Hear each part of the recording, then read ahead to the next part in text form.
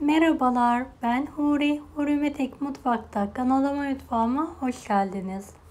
Kavurmadan soğanlı çok lezzetli bir pilav tarifi vermek istiyorum. Tarifimize hiç bekletmeden hemen başlayalım. 2 adet kuru soğanım var. Yemeklik olacak şekilde ince ince doğruyorum.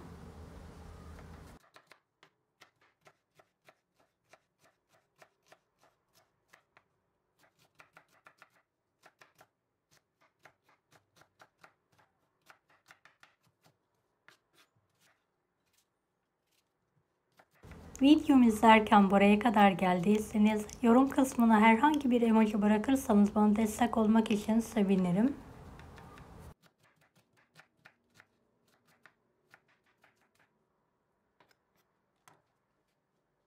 Uygun bir tavaya sıvı yağ alalım.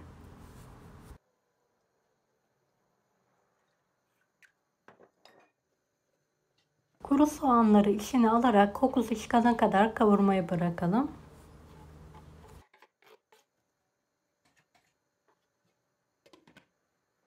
Evet, soğanlarımızı ara sıra karıştıralım mutlaka.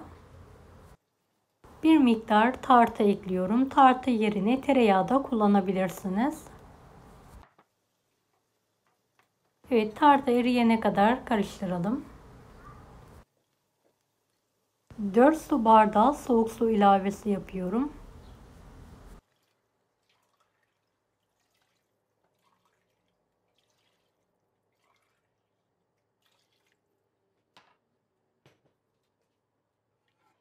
Kapağını kapatarak kaynatmaya bırakıyorum.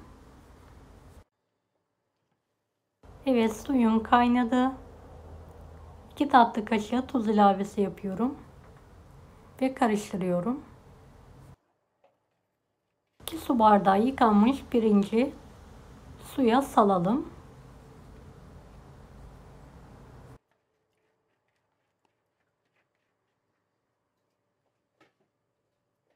Bir su bardağı haşlanmış nohut ekliyorum ve karıştırıyorum.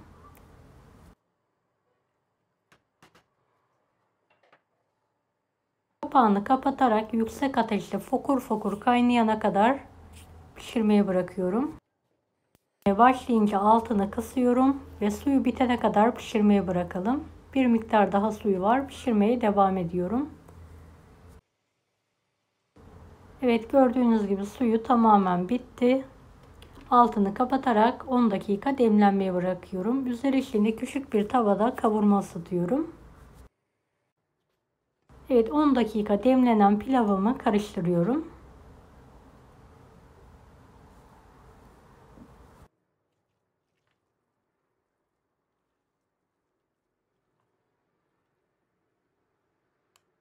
Servis için hazırlıyorum.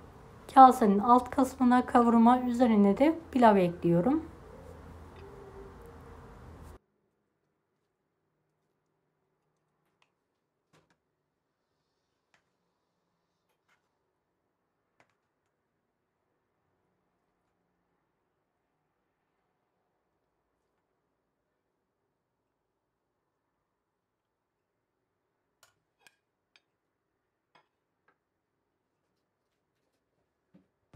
Evet, pilavım yemeğe ve ikrama hazır. Gördüğünüz gibi tane tane gerçekten çok lezzetli oldu. Pilavın yanına çoban salatası yaptım ve de yufka ısladım. Evet, yufkayla pilav yemeği biz çok severiz. Sizlere de tavsiye ederim. Deneyecek olanlara şimdiden kolaylıklar dilerim. Kanalıma ücretsiz abone olmayı unutmayın. Bir dahaki videolarda görüşmek üzere. Allah'a emanet olun. Hoşça kalın. Daha farklı tarifler için bunları da izlemeyi unutmayınız. Afiyet olsun.